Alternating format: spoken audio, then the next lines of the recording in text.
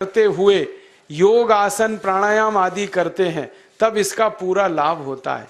तो मैं आपको आपकी जिंदगी के लिए छोटे छोटे कुछ 4 नियम बताना चाहता हूं और ये 4 नियम का पालन आप सब करिए। मैं आपको विनम्रता पूर्वक लेकिन विश्वास से कहता हूं कि ये 4 नियम का जो भी पालन करेगा जिंदगी में बीमारी और रोग उसको कभी आएंगे नहीं। परम पूजनीय स्वामी रामदेव जी खुद 40-45 साल से इन 4 नियमों का पालन करते हैं। आप भी अगर ये पालन करेंगे तो बहुत अच्छा होगा। मैं भी करता हूं मेरे जीवन में। मैं पिछले 15 वर्षों से योग प्राणायाम करता हूं, उसके साथ कुछ नियम मैंने बनाए हैं, वो नियम का पालन करता हूं और वही नियम आपको बताना चाहता हूं। स्वामी जी पालन करते हैं, मैं करता हूं, हमारे लाखों योग शिक्षक करते हैं और इन नियमों का पालन करने से हमको इतना लाभ हुआ है कि कभी बीमारी आती नहीं। 15 साल से मैंने हर बार मेरा बीपी चेक किया, नॉर्मल है, शुगर नॉर्मल है, ट्राइग्लिसराइड्स नॉर्मल है, कोलेस्ट्रॉल नॉर्मल है। पिछले 15 साल में कभी सर्दी जुकाम भी नहीं हुआ, गला भी नहीं बैठा, कभी हॉस्पिटल नहीं देखा, कभी डॉक्टर के पास नहीं गए, क्योंकि जरूरत नहीं पड़ी। और वो जरूरत नहीं पड़ी क्योंकि हम निरोगी हैं, स्वस्थ हैं। ये निरोगी और स्वस्थ होने के लिए आयुर्वेद की एक छोटी सी जानकारी आपसे मैं शेयर करना चाहता हूं। आयुर्वेद में ये कहा गया है कि किसी भी व्यक्ति को निरोगी होना है, रोग मुक्त होना है, तो अपने जीवन में 3 बातों का ध्यान रखे।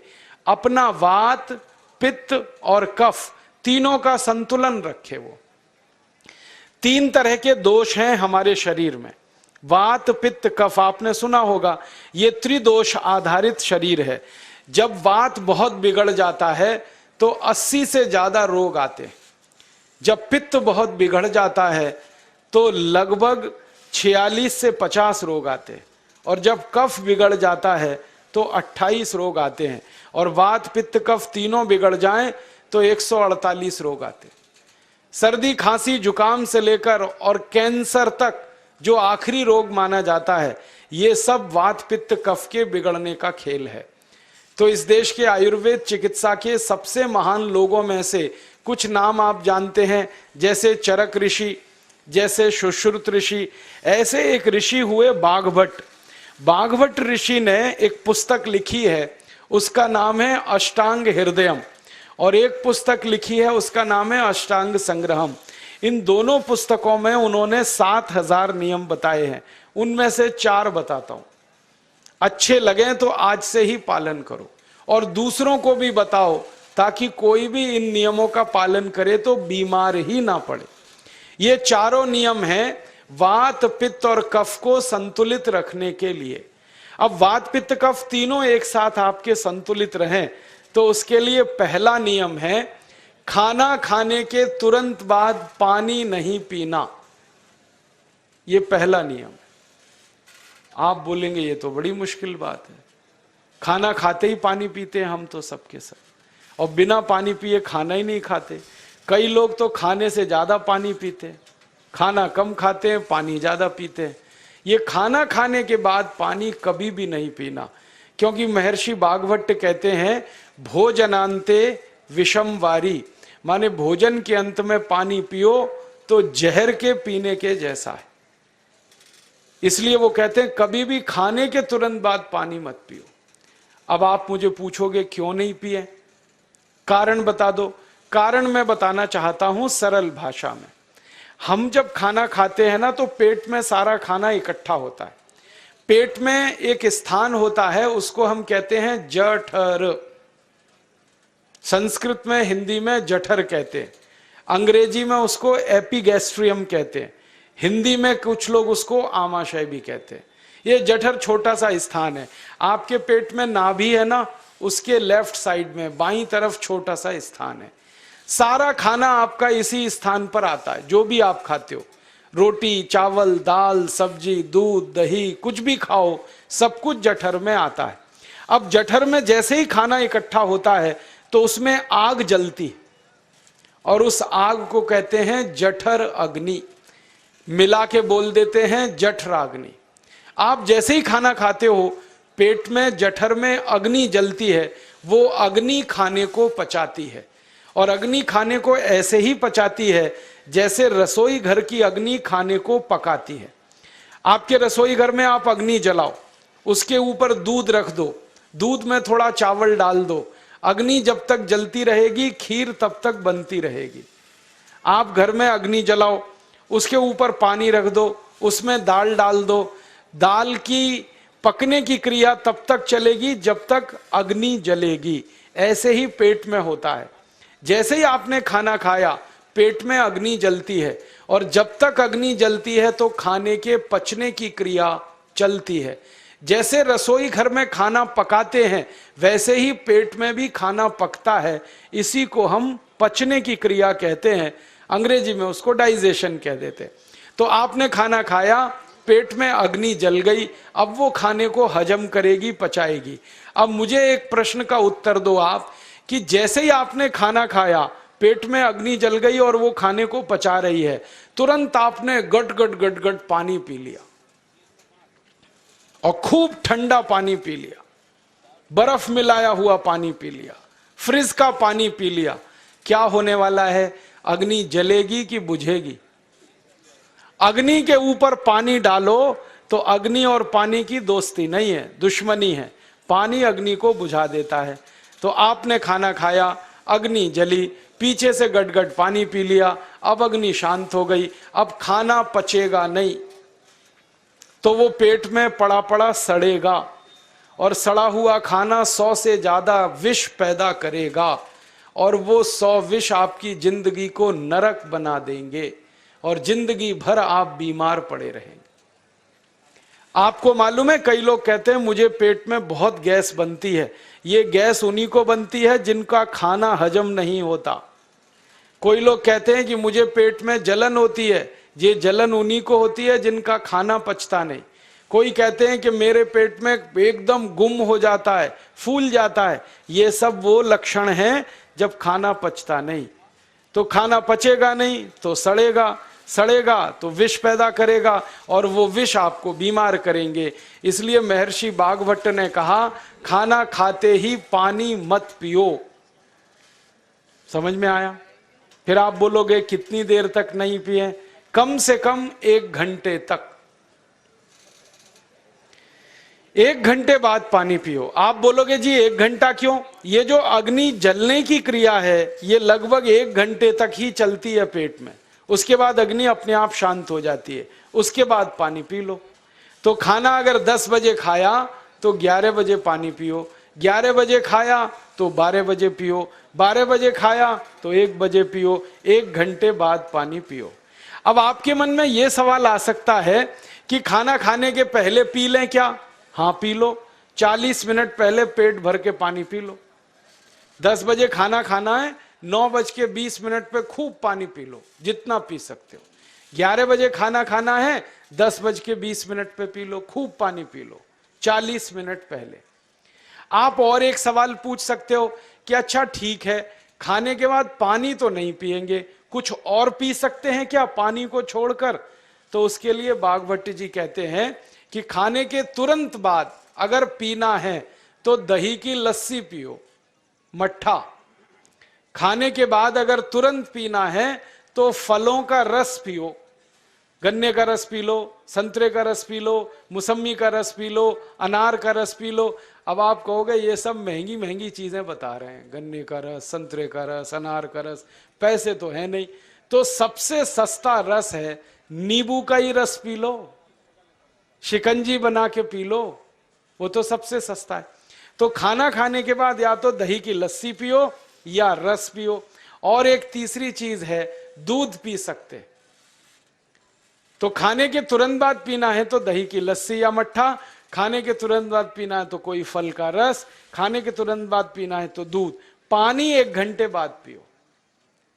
और अगर एक बात ध्यान रखो तो अच्छा है कि सवेरे खाना खाते हैं जिसको हम ब्रेकफास्ट कहते हैं, नाश्ता, तो फलों का रस पीना अच्छा, दोपहर को खाना खाएं तो लस्सी और मट्ठा पीना अच्छा, और रात का खाना खाएं तो दूध पीना अच्छा। जो लोग इस नियम का पालन कर सकते हैं जिंदगी में कभी भी 80 रोग उनको नहीं हो सकते। वात पित्त कफ तीनों ही इस एक छोटे से नियम से संतुलित रहते हैं। तो ये पहला नियम मैंने आपसे कहा। दूसरा नियम एक और है, और वो नियम ये है कि पानी कभी भी पियो, घूट घूट भर के पियो।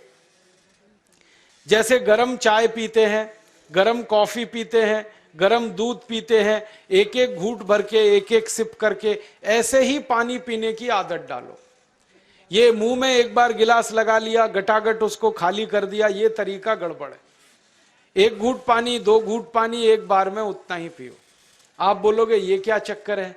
बात ऐसी है कि एक एक घूट पानी जब हम पीते हैं तो मुंह की लार पानी के साथ मिलकर पेट में अंदर जाती है, और ये जो मुंह की लार होती है ये क्षारीय होती है, और पेट में हमेशा अम्ल बनता रहता है। तो एक घूट पानी पिया, मुंह की लार इसके साथ अंदर गई, दो घूट पिया और ज्यादा गई, बार बार लार अंदर जाएगी तो क्षार पदार्थ पेट के अम्ल के साथ मिलेगा। पेट में अम्ल बनता है, मुंह में लार क्षारीय होती है। तो ये क्षार को अम्ल में मिला दिया जाए और ये अच्छे तरीके से मिलकर पेट में जाए तो कभी भी कोई व्यक्ति के पेट को अम्लता नहीं होती, एसिडिटी नहीं होती। और पेट में अम्लता नहीं होती तो रक्त में अम्लता नहीं होती, और जिनके रक्त में अम्लता नहीं होती उनकी जिंदगी में कभी भी वात पित्त कफ के असंतुलन की स्थिति पैदा नहीं होती। इसलिए पानी घूट घूट करके पीना। मैं आपको एक छोटा सा मेरा ऑब्जर्वेशन बताता हूं, परीक्षण। आप भारत देश में या दुनिया में कहीं भी जाओ, मनुष्य को छोड़कर पशु पक्षियों को देखना शुरू करो, वो पानी कैसे पीते। किसी चिड़िया को पानी पीते हुए देखो, किसी पक्षी को पानी पीते हुए देखो, वो चोंच के एक बूंद ही के बराबर ही पानी उठाता है। एक बार में एक बूंद पानी लेगा, फिर थोड़ी देर चोंच चलाएगा, फिर पिएगा, फिर दूसरी बूंद लेगा, फिर चोंच चलाएगा, फिर पिएगा, फिर तीसरी बूंद। एक एक बूंद पक्षी पानी पीता है। कुत्ते को पानी पीते हुए देखो, चाट चाट के पानी पीता है। शेर को पानी पीते हुए देखो, चाट चाट के पानी पीता है। जितने जानवर चाट कर पानी पीते हैं, जितने पक्षी एक एक घूंट पानी पीते हैं, किसी भी पक्षी और किसी भी जानवर को डायबिटीज नहीं है, किसी को अर्थराइटिस नहीं है, कोई पक्षी ओवरवेट नहीं है, कोई पशु ओवरवेट नहीं है। वो सब स्लिम और ट्रिम हैं, क्योंकि वो इतने होशियार हैं कि पानी चाट के पीते हैं या घूट घूट करके पीते। अब मुझे ये हैरानी होती है कि ये पशु पक्षियों को कौन सिखाता है? वो अपने जन्म से ये ज्ञान सीख के आते। उनका कोई गुरु नहीं है, उनका कोई विद्यालय नहीं है, उनके कोई प्रशिक्षण शिविर नहीं लगते, फिर भी उनको इतनी अकल है कि पानी घूट घूट पीना। और हम ये मनुष्य जिनके इतने गुरु, इतने विद्यालय, इतने कॉलेज, सीखने वाले, सिखाने वाले, और हम मूर्खों के मूर्ख गटागट गटागट पानी पीते रहते। तो पानी पीने का तरीका बदल दो, घूट घूट भर के पानी पियो। ये दूसरा नियम है। तीसरा नियम है कि जिंदगी में कितनी भी प्यास लगे, ठंडा पानी कभी मत पियो। बर्फ डाला हुआ पानी, फ्रिज में रखा हुआ पानी, वाटर कूलर का पानी जिसका तापमान बहुत कम है, ये कभी मत पीना। क्यों? क्योंकि शरीर आपका गर्म है और पानी ठंडा है। अब होता क्या है वो मैं समझाता हूं सरल भाषा में। पेट तो गर्म है, अब इसमें ठंडा पानी डाल दिया आपने तो अंदर झगड़ा होता है। और झगड़ा क्या होता है? या तो पानी पेट को ठंडा करेगा या पेट पानी को गर्म करेगा। अगर पानी ने पेट को ठंडा कर दिया तो पेट के ठंडा होते ही हृदय ठंडा होता है, हृदय के ठंडा होते ही मस्तिष्क ठंडा होता है, मस्तिष्क के ठंडा होते ही आदमी ठंडा होता है, और आदमी ठंडा होते ही राम नाम सत्य होती है। आपको मालूम है जब शरीर ठंडा पड़ जाता है तो घर में भी नहीं रखते, निकाल के बाहर सड़क पे रख देते। जो घर आपने बनाया अपनी मेहनत से, शरीर के ठंडा पड़ते ही निकाल बाहर करते हैं उस घर में से, और फिर चिल्लाने लगते हैं लेके जाओ, जल्दी लेके जाओ, इसको जला के आओ। माने ठंडे शरीर की इज्जत नहीं है। तो ठंडा पानी क्यों पी रहे हो भाई? बंद कर दो। कोई जानवर ठंडा पानी नहीं पीता, कोई पक्षी नहीं पीता। तो आप ये ठंडा पानी पीना बंद करो, सादा पानी पीना शुरू करो। और गर्मी के दिनों में बहुत अगर आपको तकलीफ है तो मिट्टी के घड़े का पानी पी लेना, फ्रिज का और बर्फ का नहीं पीना। ये तीसरा नियम है। और चौथा और आखिरी नियम है कि आप सवेरे ही सवेरे जब सोकर उठते हो तो सबसे पहले पानी पियो। जैसे ही आपकी आंख खुल गई तो पहले 2-3 गिलास पानी पी लो, उसके बाद आप टॉयलेट में जाओ। उठते ही पानी पियोगे तो 2 फायदे हैं। पहला फायदा यह है कि पानी पेट में जाकर बड़ी आंत को साफ करता है, और जैसे ही बड़ी आंत की सफाई होगी पेट पे दबाव पड़ेगा और आप संडास घर में जाएंगे, 2-3 मिनट में पेट आपका साफ हो जाएगा। जिनका पेट सुबह एक बार में साफ हो जाता है उनकी जिंदगी में कभी रोग नहीं आता। इसलिए सुबह सुबह उठते ही पेट साफ होना जरूरी है। और उठते ही पानी पियोगे तो मुंह की जो लार है वो पानी के साथ मिलकर अंदर जाएगी। सुबह पेट में एसिड की मात्रा ज्यादा होती है, इसलिए लार का पेट में जाना बहुत जरूरी है। इसलिए सुबह उठते ही पानी पीना बहुत जरूरी है। ये 4 नियम हैं आयुर्वेद के। पहला नियम, खाना खाने के 1 घंटे बाद पानी पीना। दूसरा नियम, पानी को हमेशा घूट घूट भर के पीना। तीसरा नियम, कभी भी जिंदगी में ठंडा पानी नहीं पीना।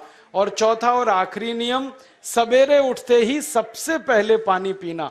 4 नियमों का पालन जो भी अपने जीवन में कर सकता है वो वात पित्त कफ तीनों को संतुलित रख सकता है। और जिसका वात पित्त कफ संतुलित है उसके जीवन में बीमारी नहीं आती है। और जो बीमार नहीं पड़ते हैं वो स्वस्थ और तंदुरुस्त और सुखी रहते हैं। उनकी जिंदगी का खर्चा कम होता है और देश का भी बहुत सारा पैसा बचता है। आपको शायद मालूम है या नहीं, 1 साल में हम जब बीमार पड़ जाते हैं भारतवासी तो साल का करीब 6 लाख करोड़ रुपया हमारा खर्च हो जाता है उन बीमारियों का इलाज करने में। इसलिए इतना पैसा फालतू में हम खर्च करें हर साल 6 लाख करोड़, ये बहुत बड़ी रकम है।